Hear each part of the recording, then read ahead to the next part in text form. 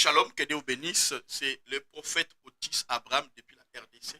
Je suis venu pour te parler. Aujourd'hui, je te parle de comprendre, comprendre comment Dieu parle. Comprendre comment Dieu peut parler. Amen. Je te parle de 6 choses qui peuvent t'aider à comprendre comment Dieu parle. Alors, frère, sache une chose, que Dieu, c'est un Père qui veut que toi, que tu sois donc capable de discerner sa voix, de comprendre comment il peut parler, de savoir comment il peut te dire des choses, comment il peut te donner des révélations. Alors, Dieu communique de plusieurs façons. Alors, il faut savoir ça. Dieu communique de plusieurs façons. Alors, il est essentiel, étant un fils de Dieu, de les discerner pour mieux entendre sa voix. Alors, voici le principal moyen par lequel Dieu parle, parce que nous parlons des choses prophétiques. Notre terme, c'est déverrouiller votre don prophétique. Et le sujet, c'est comment comprendre comment Dieu parle.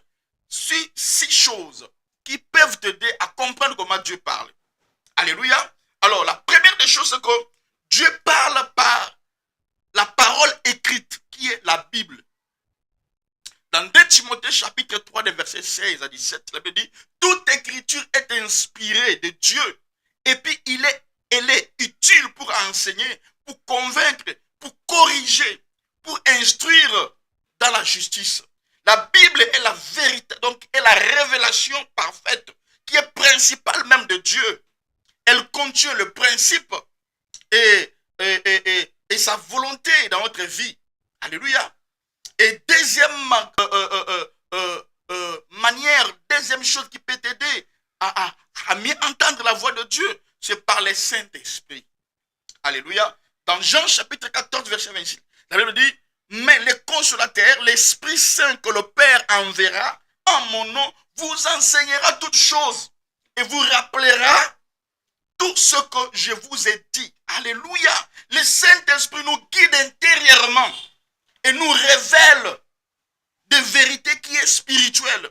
Amen, amen. Et troisièmement, c'est que par la prière et l'intercession, nous pouvons écouter comment Dieu peut parler. Alléluia. Là, la Bible dit dans Jérémie chapitre 33, verset 3, je pense, là vous connaissez ça. C'est que, invoque-moi, je te répondrai, invoque-moi, je te répondrai, je te relèverai des choses cachées, je te révélerai des choses cachées, des choses que tu ne connais pas. Mais lorsque nous prions avec sincérité, Dieu répond. Lorsque nous prions avec sincérité, Dieu répond. Lorsque nous prions dans la sincérité, Dieu répond. Et Dieu nous donne donc la direction qui est nécessaire, qui peut nous aider. Alléluia. Et quatrièmement, ce que nous pouvons mieux écouter Dieu par des visions et des songes. Bien-aimé, Dieu parle par des visions et par des songes. C'est la deuxième partie de comment entendre la voix de Dieu. Dans Joël chapitre 2, verset 28, la Bible dit, vos veillards auront des songes et vos jeunes gens auront des visions. Alléluia. Dieu utilise souvent des rêves prophétiques. Merci Seigneur. Des rêves prophétiques, des visions pour se communiquer avec son peuple. Alléluia. Et cinquièmement, ce que, écoutez-moi d'abord, bien-aimé, quand tu pries, tu dois prier le Seigneur, que mes rêves deviennent prophétiques. Donne-moi des rêves prophétiques. Donne-moi des rêves prophétiques. Et cinquièmement, ce que par des circonstances et des signes. Frère bien-aimé, dans Exode chapitre 3, verset de la Bible, dit, l'ange de Dieu lui apparaît dans une flamme de feu. Amen, amen. Au milieu d'un buisson. Bien-aimé, parfois, Dieu utilise des événements de la vie pour attirer notre attention et nous parler. Amen, amen.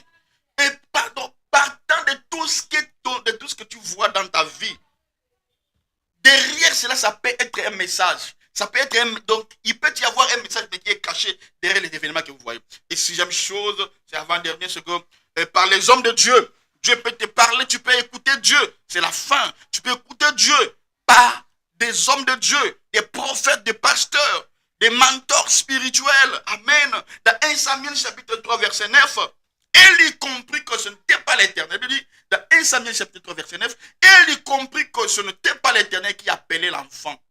Il faut qu'il y ait des personnes à côté de toi qui peuvent t'aider à affiner la capacité d'écouter la voix de Dieu, la capacité d'entendre Dieu. Si tu es un enfant de Dieu, tu dois écouter Dieu. Les prophétiques, c'est pour tout le monde, c'est pour tous les croyants. D'abord, d'ailleurs, Dieu, c'est le Dieu de l'univers.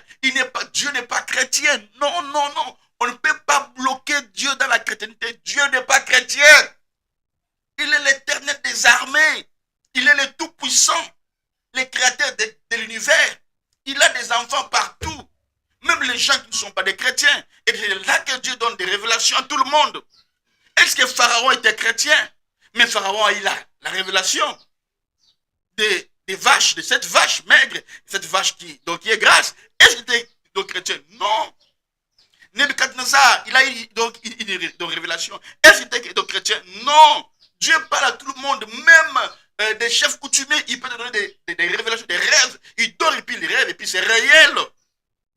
Bien-aimé, si tu es un fils de Dieu, un enfant de Dieu, tu dois discerner la voix de Dieu. Tu dois écouter Dieu. Dieu nous parle parfois à travers des serviteurs qui portent son message. C'était un réel plaisir pour moi de te parler.